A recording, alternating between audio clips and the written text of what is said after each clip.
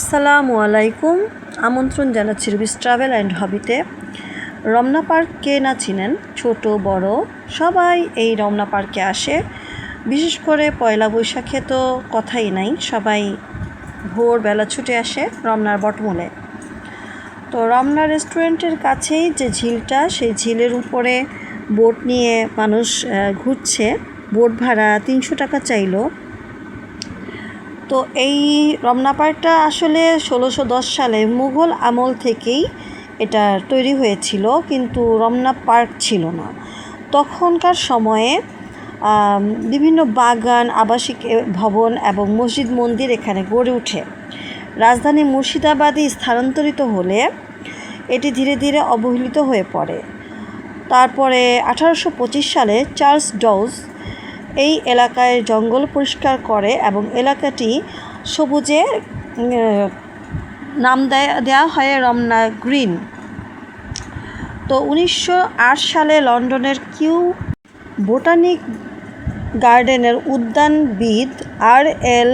প্রাউডল্ক আধুনিক রমনা নকশা ও সৌন্দর্যের কাজ শুরু করেন। 20 বছর লেগেছিল এই ডেকোরেশনটা করতে। 68.5 একর বিশাল আয়তনে এই বাগানটি বা পার্কটা উদ্ভিদ ও ফুল ঔষধি বৃক্ষের জন্য এটা ঢাকার ফুসফুস বলা চলে। সকালবেলা ডায়াবেটিসের রুগীরা এখানে প্রায় হাঁটতে আসেন, যেহেতু বারডেম হসপিটালটা সামনে, এবং এখানে ছোটদের জন্য একটা পার্কেরও ব্যবস্থা করা হয়েছে আধুনিকায়ন করার জন্য, আগে যেটা ছিল না। তো বর্তমানে এখানে ভালো ভালো ফ্যামিলির লোকজনও আসছে, যেহেতু এখানে বিনামূল্যে বিনা টাকায় ভ্রমণ করা যাচ্ছে, টিকিট কোনো লাগে না, প্রত্যেকটা রাইড ফ্রি এবং বাচ্চারা সহ বড় মানুষরাও খুব আনন্দ উপভোগ করছে। এই পার্কের ভিতরে একটা কালী মন্দির আছে, যেটা 1971 সালে এটার ভিতরে যতজন আশ্রয় নিয়েছিল তাদেরকে হত্যা করা হয়েছিল। পাকিস্তানি মিলিটারিরা তাদের হত্যা করে। এখানে আপনারা খাবার দাবার নিয়ে এসে চাদর বিছিয়ে পিকনিকের মতো করতে পারেন।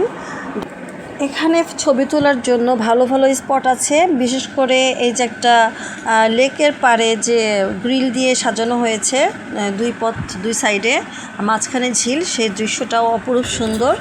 হাজার হাজার মানুষ এখানে বসে থাকে, আসে, ঘুরে বেড়ায় এবং সেফটি আছে। আপনি যদি এখন এসে দেখেন যে আগের রমনা পার্ক আর এখনকার রমনা পার্ক সম্পূর্ণই অন্যরকম। আগের রমনা পার্ক এত সুন্দর ছিল না, আর বর্তমানে এই রমনা পার্কটা হয়ে উঠেছে আধুনিক মানুষের জন্য একটা আনন্দময় এবং বিনোদনের জায়গা।